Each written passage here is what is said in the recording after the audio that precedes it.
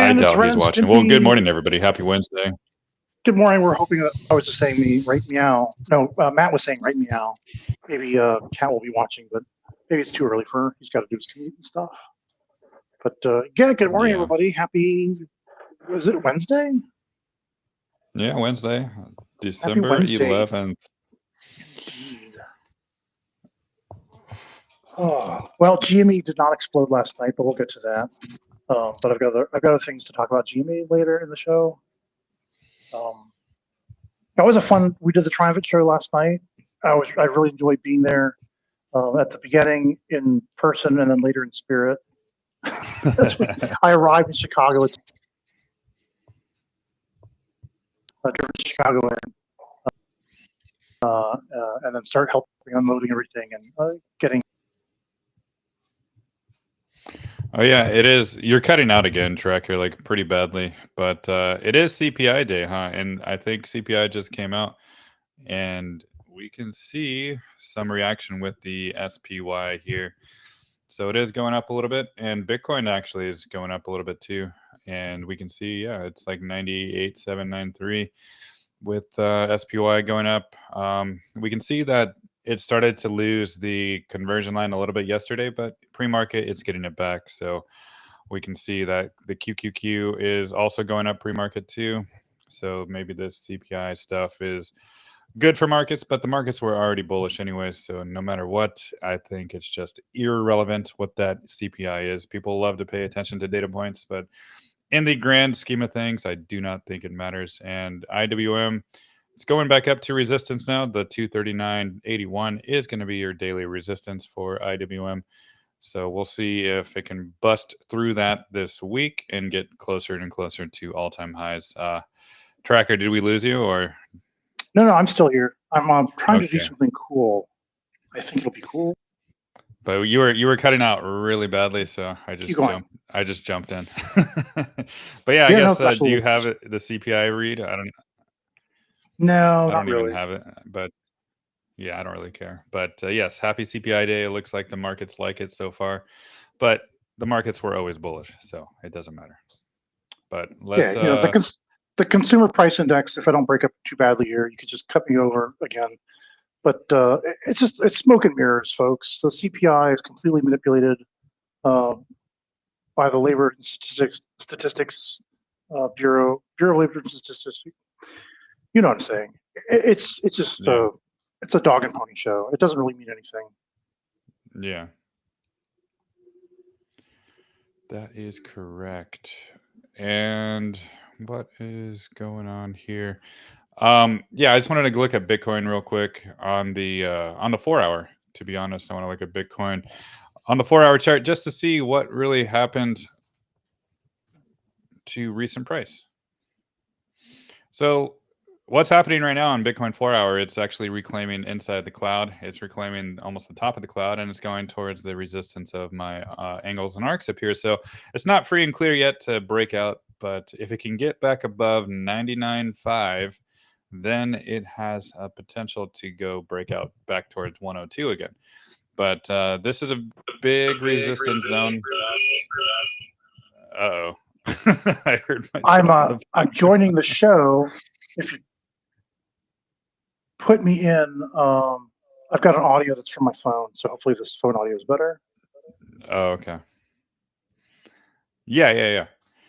I can hear you better now. So let me just finish this Bitcoin. And yeah, so it's just going to be stuck between maybe 99.5 and possibly maybe like 97.8 for some time. And we can see that it does want to look like it kind of wants to try to get bullish, but maybe it might take some more time. That's all, because there's a lot of resistance above still, especially that weekly resistance at 103.611. This is really powerful resistance here. But oops, so sorry. I don't know what's going on. I'm freaking out, man. Yeah, I see some crypto requests here, so I'm gonna just jump into that before we jump into everything else.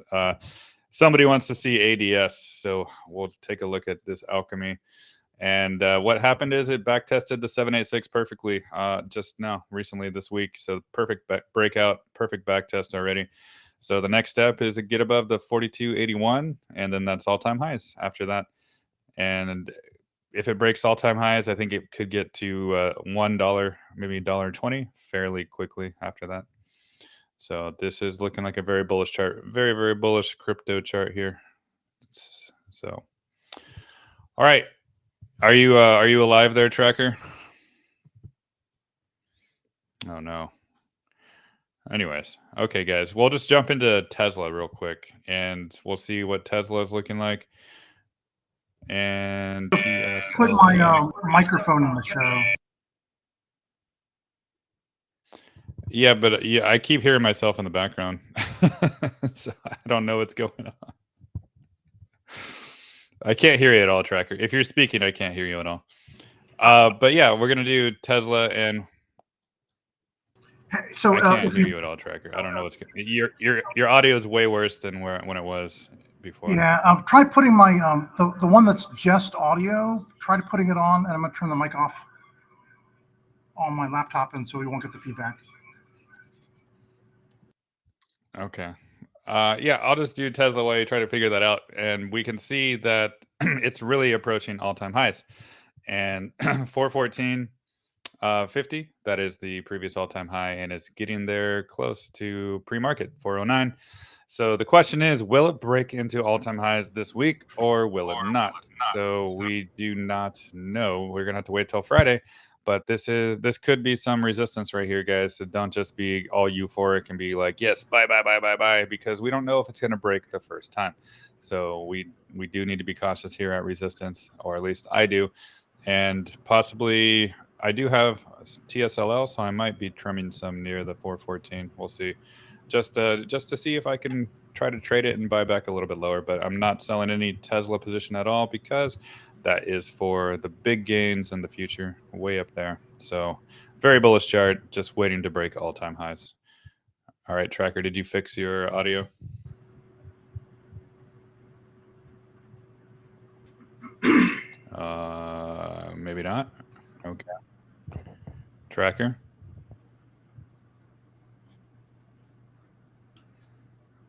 Okay. I could hear you, Tracker, but maybe you can't hear me. I don't know. All right. Anyways, moving on, guys. I guess Tracker can't hear me. So we'll go to Palantir next, just because I want to show what's happening to Palantir. And if you can hear me, Tracker, you can just say some words. But what's happening to Palantir right now is it's still trying to challenge this resistance of the 1.272 fib extension level, 78.13. So it is up $2. Yeah, $2.13 pre-market. And we can see that it's trying to break that, but we're not sure if it's going to. But in the meantime, your support is going to be on the linear scale fib right here, and that's going to be the 69.15 for Palantir. So this is still a very bullish chart, and it looks like it's trying to maybe just build a base on top of this $70 level and eventually break through this resistance above at $78. Yeah, I can hear Tracker breathing too, but he can't hear us. No, I can hear you. I can hear you fine. I had to finally just turn off all the gunk. Okay. I tried to do a cell phone connection, but it didn't work. But yeah, I was talking to you, and you weren't hearing me. So I think now you can, but before you couldn't. Yeah. No, I tried to get. I had a connection before, but it kind of broke down. Tracker needs to adjust everything before we come online. We had a good connection at the beginning, and it just kind of got worse, progressively worse as we started to do the show here. Sorry.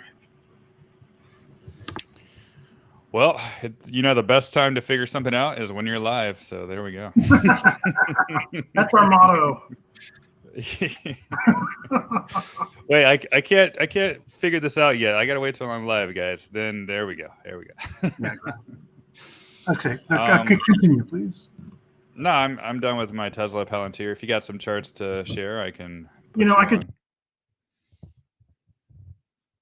show the same Tesla chart that I've been showing you guys, but effectively this is what I'm looking at. Let's see on the daily chart. you look back, and back in 2021 to 2022, right here, we had this compression of price, and then finally it explodes out way higher than the top of this triangle where it began the compression, price compression. And then we began a new wave of price compression. And I think that this is just a fractal of what's happening here. And so I mapped out that fractal exactly by precise ratios and by following the same ratio here as here. I conclude that price is going to run up next before any significant pullback. And then, but even after that, it just keeps going because it really wants to go like much higher than the top of this triangle. So like really, even though this is a ratio like that, eyeballing it, it really should come up here. I've got my prediction of $710.59 by July of 2025, and I stand by that. It might even hit there sooner than that. But very bullish for Tesla. I see Tesla just going higher and higher. The son of Wakely is already feeling the sunrise on his face again. And we're just here now. We've got these months bit by bit. Zoom in on the hour chart. So we've already made it past the monthly R1 pivot. And the monthly R2 pivot is up here at $439.63 next. So, and we're now at I can't, it's hidden under here. We're somewhere close to, we're at 409.15 right now. And it's just going to keep testing higher, I think, without any significant pullbacks. It's just going to be a big melt up, just like we had from 2021 to 2022. Yeah, I think, once it breaks out, it's just going to keep flying. Going and going, but not sure. So you think it's going to be all-time highs this week, today, tomorrow? Yeah, I think today. I think every day we're going to just keep. So don't fade on Tesla. Yeah, and I see a request for NVIDIA, so I'll jump on that real quick. So NVIDIA, it still has a weekly loss of momentum, and the reason why is because it finally opened a new weekly candle below the conversion line at 140.82. So this is looking like it's just going to be sideways for a while. I don't think it's going to break back above this conversion line, but if it does reclaim that this week, 140.82, then I think it has potential to go towards all-time highs. But if it gets trapped underneath it, then just more sideways and maybe a little bit more down before it really wants to try to reclaim and go higher. So NVIDIA, just be patient with that. And also, I'll just jump into AMD real quick too, since we're talking about the same things. And yeah, NVIDIA and AMD. AMD is actually looking like it's recovering. I think this 786 has a really good opportunity of turning it into a wick and closing the weekly candle above. So if it does that, then this can be just building a base on top of the previous 2021 high 786 Fibonacci, which is a very bullish development. And I think it can just slowly build a base to eventually go higher.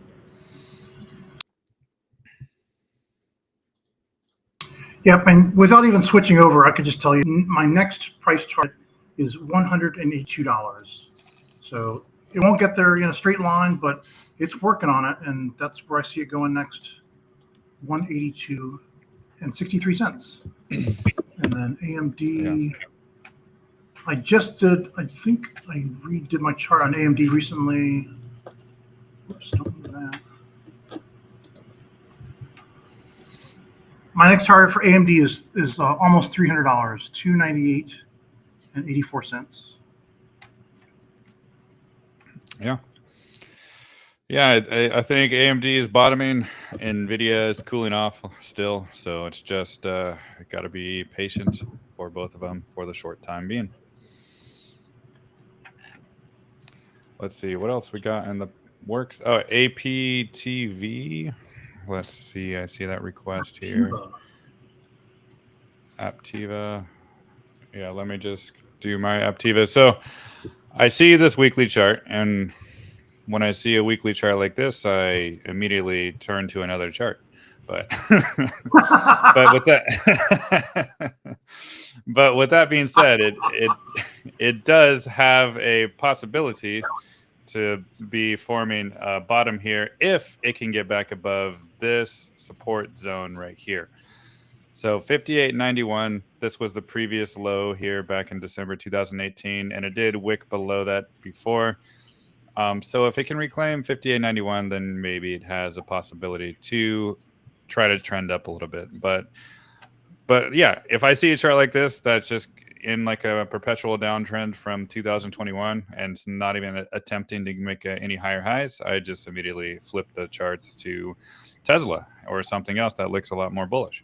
So this has potential to be in a bottoming process, but I don't like the word potential, so I prefer more confluence, and right now there is really no confluence, except maybe this previous liquidity grab here is going to hold. So, but if you're interested in it, it's got to get back above 58.91 to flip it to support in order for a chance to go higher.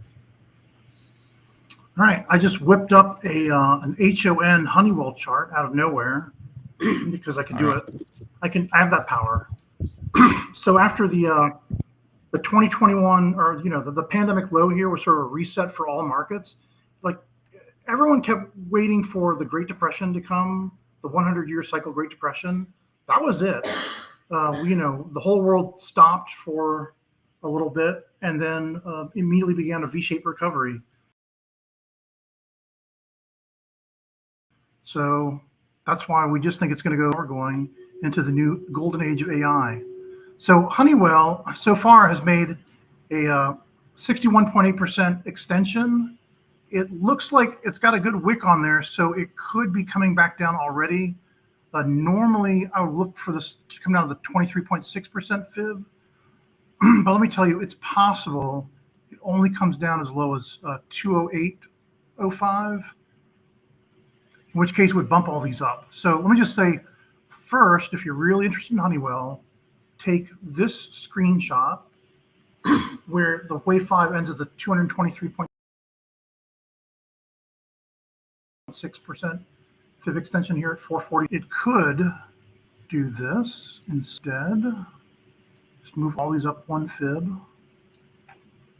All right, that's your alternate. And even more alternate, it could continue with the 764 before coming down to the 382.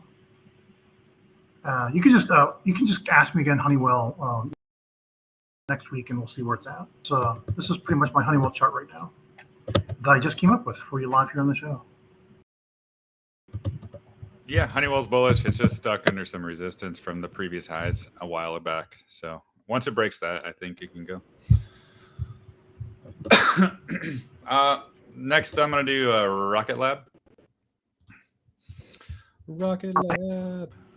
Yeah, so Rocket Lab, for me, it lost a little bit of a momentum here. And I think like the 2360 level, if it can't get above 2360, then I think it's just going to trend sideways or down. So it could even go back down to the previous all-time high, 2134, set back in 2021 in September. If it cannot get back above the 2360 level, then I think that's the target, 2134. So nice run up, but now it's losing a little bit of weekly momentum, so just got to be patient. And I do remind you, it's still way above the conversion line here, 1879. So it probably could take some time, maybe weeks, to cool down before trying to reclaim all that. So let's see. If it can get it back above 2360, then I'll be back on the bull train. Otherwise, I'll just be cautious and expect maybe the $21 range.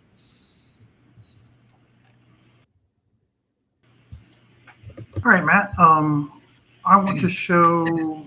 Well, I guess I should show my Rocket Lab real quick.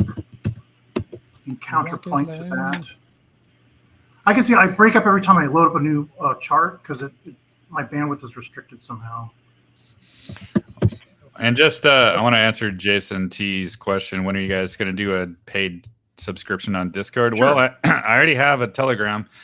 And that's on my Tier 5 Patreon, and Tracker and Kat are in that group as well, and Danny as well. So we're all in that group, and if you want to join, it's Tier 5 on Patreon. So there we go. Yeah, Kat and Danny and I were all unpaid interns in Matt's Patreon Telegram. Yes. So if you look at your screen here, my Rocket Lab is an impulsive 5 waves up, and the way I measure it right now, we've completed the subwave 2 of this larger 3, and it's going for 41.71 next, with a pullback to the 100% fib at $34.69, and then tops out at $60.08, also known as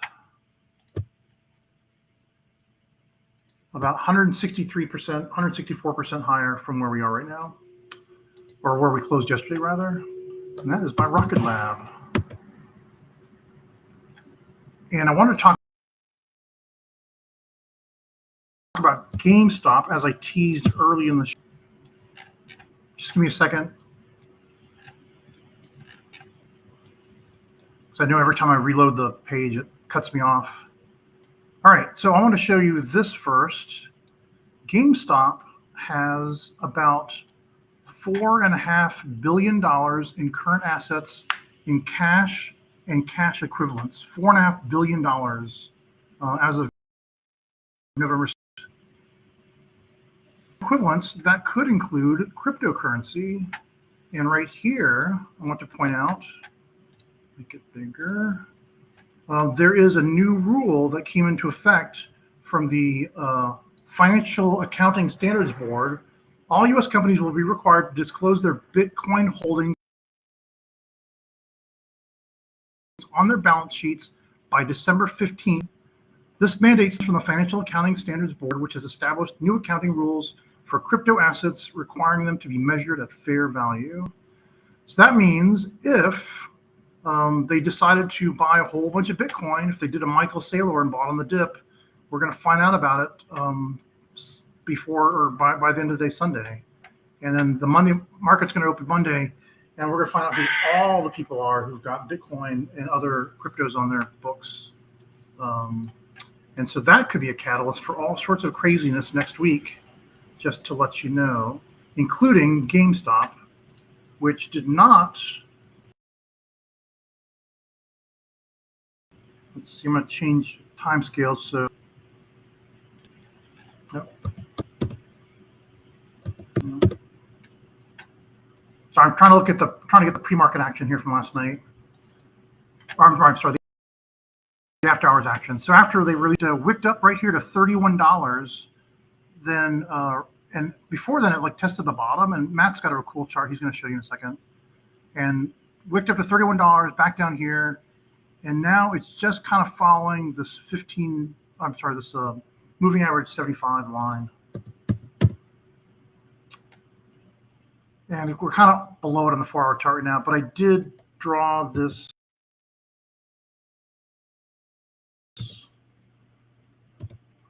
I did draw these 5 waves up. I happened to my fibs, but this essentially is predicting if we don't make a new lower low, then $27.05.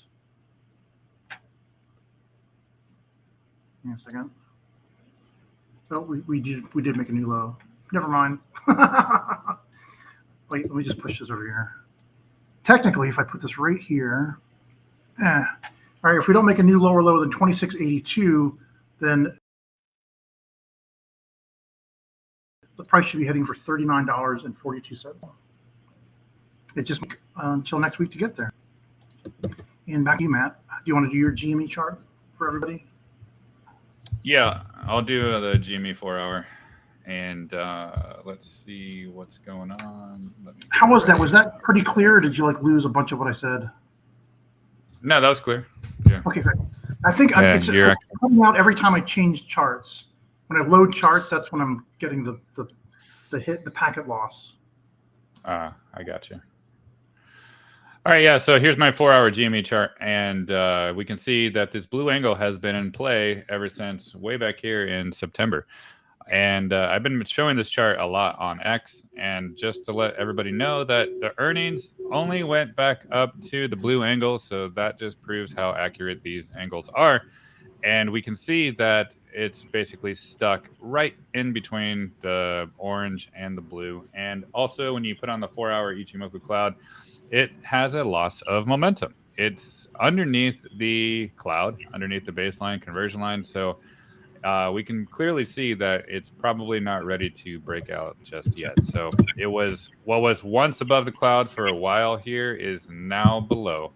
So could just trend sideways or possibly even do a liquidity grab down here to $24 or a little bit below, retest this orange angle, and then finally go higher. But I guess around current price down to $24 could be an opportunity, but I don't see it breaking this $31 level anytime soon yet until maybe later on, possibly even next year, right? We'll see. And Matt's charts are extremely accurate, and I always believe in his charts. Even when the hopium is strong in my heart, his charts tell the real story right there. So you keep that in mind. I kick you when you're down, right? It's fine. It's fine. I can take it. But yeah, it's still a bullish looking chart overall, right? We can see when we go to the weekly chart of GME here that it is still above fib levels, above the conversion line, above the baseline. And the 200-week moving average, it's below that again, but it does have potential to try to recover that later on this week, right? It can still close the week above the 2805. And if it can still just build a base on top of this 200-week, then yes, over time, it can get more and more bullish and head towards the 34s and above.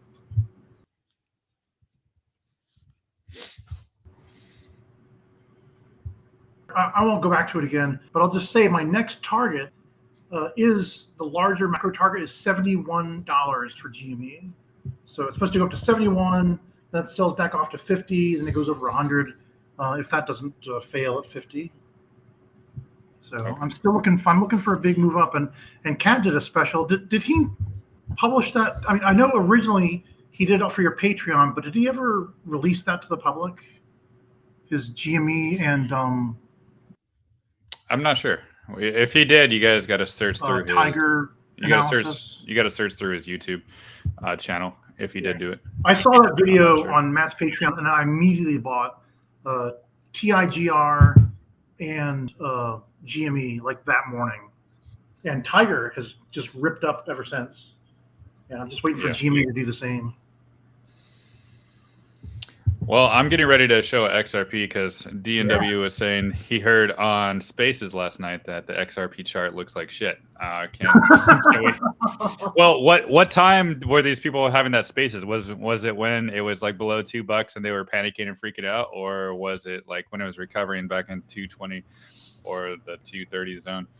But either way, I'm going to show my 4-hour chart here, and this has been telling the story, right? Well, now it's back in the 4-hour cloud, so it's fine, right? And also, this has been telling the story, and I mentioned this on the chat on the Triumvirate last night.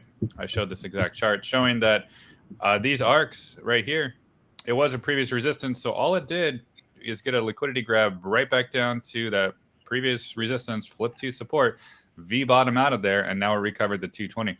So as long as 220 holds as your support still, this can just do what it has been doing since December 1st. So a breakout, rejected, bounce, rejected, bounce. It can just stay in this range and make people think the chart looks like crap, when in reality, it's just building a base at a higher level, getting ready to explode past this 282. So whoever thinks this chart looks terrible needs their eyes examined, because this is one of the most bullish charts in all of crypto right now.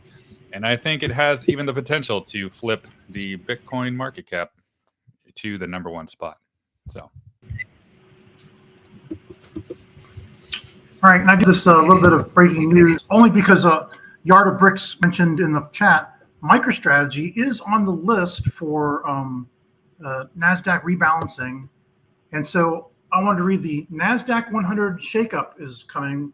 Palantir, Axon, and MicroStrategy will join the NASDAQ 100, and Moderna, Illumina, and Supermicro Computer will exit it.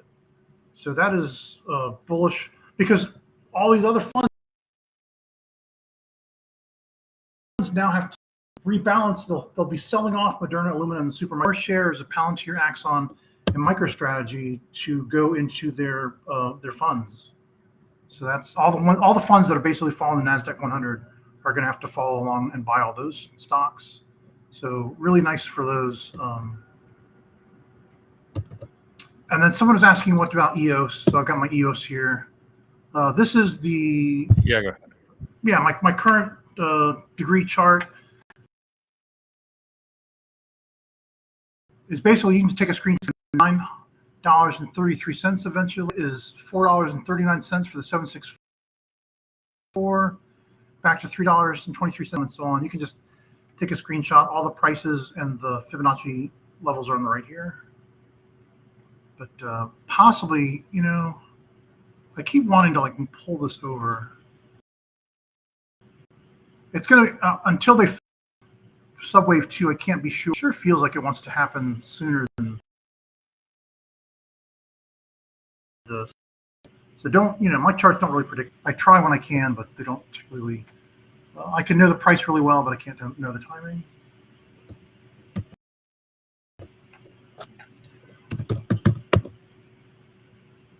I also have how is Bullfrog doing? Volume's been anemic. It has been. They don't have any. Bullfrog has no catalysts for 2024, but they do have catalysts upcoming. So don't sleep on Bullfrog. I would add, a small position in your portfolio, or add a large position in your portfolio. I believe that RG Bullfrog AI really has the potential to eventually solve, if they don't start, whether or not they put out some amazing drugs and treatments in the future. If nothing else, they'll probably get bought out, and that would be another catalyst. They're going to announce some, money-making, some revenue-generating contracts, and then either they'll keep announce that they're buying them out, and that'll be good for the stock price today.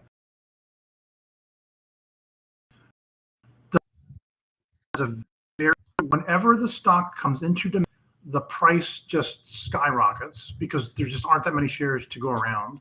So people start asking for a lot for those few shares that are available, and you can see that in the price history when it first came back in 2021, ramped 800. Actually, back here in 2021, it hit its all-time high within a few weeks of opening. Went $1.50. Followed it all the way back down here under super demand. You can see this big red candle right here, and that shot it back up to $8.36, 35 cents. Well, easily 5 target of 752, hanging onto a big bulk of Bullfrog shares. I'm just waiting for the next catalyst to rocket this higher. I took my oh my gosh, I lost so much money in 2021 off of the FTX and all that. I had a bunch of miners and stuff. I had a almost $1 account, killed down to $250,000, and then brought it back with Bullfrog in 2021. And now I'm back to over $1 million again. And I have mostly Bullfrog, Tesla, and Palantir to thank for all that. So there you go. And now more recently, DXYZ was a big boost to my portfolio here in the last couple of weeks. Very, very nice. I see a question from Golden Parachute about AI, and I'll do that one real quick. C3 AI. And can you take a look at your Elliott wave and Matt's arc?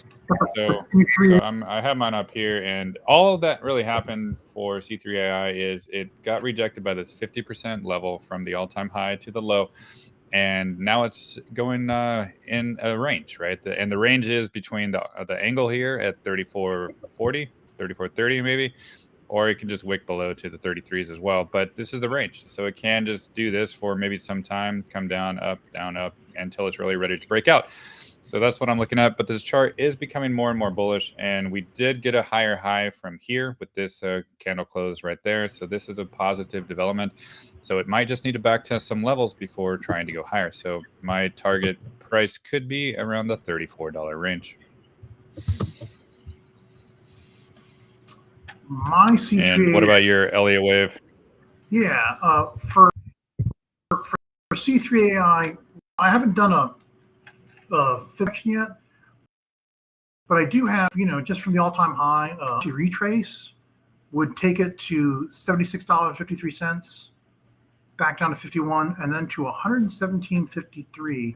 If it can just do this, the question is, how much did they dilute? Because I think they did a lot of share dilution, so that might hurt it.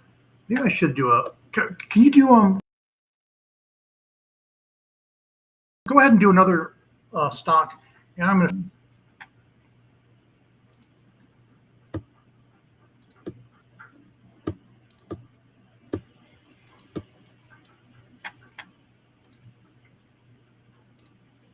Let's see, 764. It looks like it's heading for that now. 382, 1382. Yeah, okay.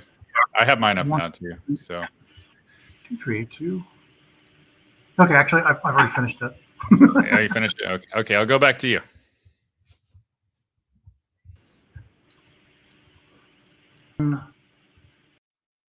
I'm sorry, $110.31. Because right now, it is looking for a pullback.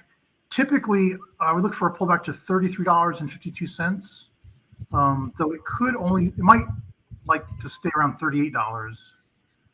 And then once it starts moving higher, once it gets a higher high than $48, it should be heading for $72 next, $71.91. I'm going to push this all the way over here. And this. Oh, no, not that. And you can take your screenshot. Gosh darn it. There you go. Take your screenshot right there. That's my my Fibonacci extension, Elliott wave pinball for I think it's going next. So it looks like it could go a little higher to 48 first, or it could be done with a 618. But it'll look something like that, either like this, or it was done with the 618, and once it comes back to the 236, then all these come down, and then you can take another screenshot, and this is your other possible. Right there. All right, that is my TA for that. Well, I think I got time for one more, so I'll do Carvana for myself. And Carvana, what I'm looking at right here is the maybe a retrace, a back test of the blue level, 225 in the works. Maybe even a little bit lower it could go. But judging by this chart, when we put on the Ichimoku here, we can see there is confluence of the conversion line and the blue level there at the 228 level, the 225, 226. So I think that's just where it's headed, right? It had a nice big rally, so now it's just cooling off a little bit before it really wants to try to resume its uptrend towards the 300s and above.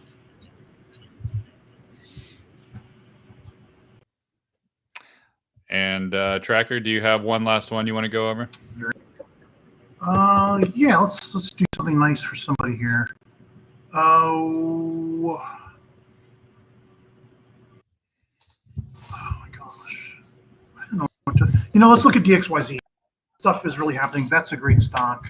I was an idiot, and I told everyone, my subscribers, I said, look, it's going to come up on the 76.4% fib extension. That'll probably be resistance, but only sell half and look to buy it if it goes lower, but keep half in case it keeps going higher. And you know what it did? It went higher, but I sold all my position because I didn't follow my own stupid advice. You don't practice what you preach. What is going on with you? I didn't practice what I preach in this situation because I had this in the moment.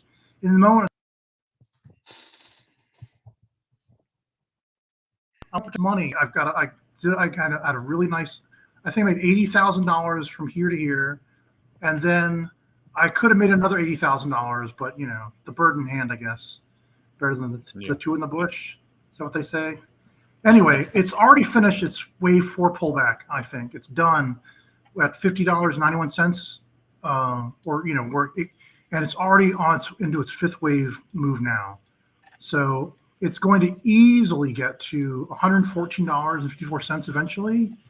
It could even extend higher to these other fib levels. Let me just draw a box.